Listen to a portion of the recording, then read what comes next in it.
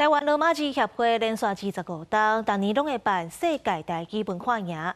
今年以野外求生做主题，教大人囡仔要安怎伫咧野外煮食甲生活。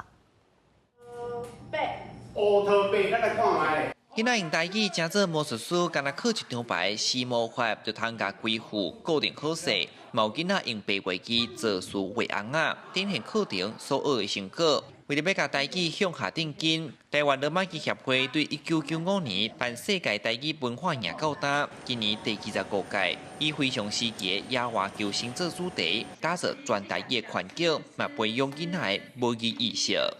用台语变魔术，等下要等互大家看，我感觉真趣味。一个囡仔今年要算上角色啊，互伊知影讲吼，其实有足侪囡仔嘛是咧讲台语，吼，伊实在一寡大人有无共款的议题啦。台湾这几年拄着这个中国的这个军事的威胁吼，咱嘛要准备，万一中国若是吼真正侵略咱台湾，咱台湾伫战争的时期免伫野外求生。课程唔但安排专题演讲，嘛小解国内外战争的历史。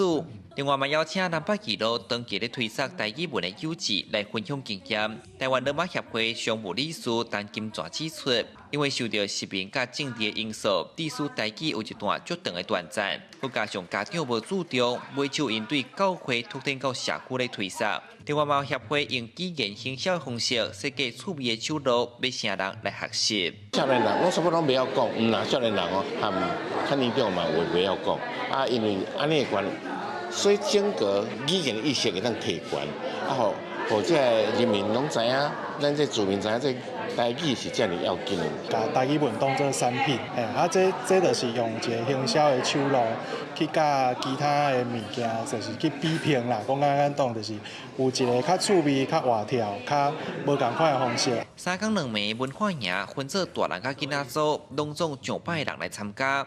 主办单位指出，毋望台语文正做生活化，母语的前途才会当公平大拍尾。记者上台南采访报道。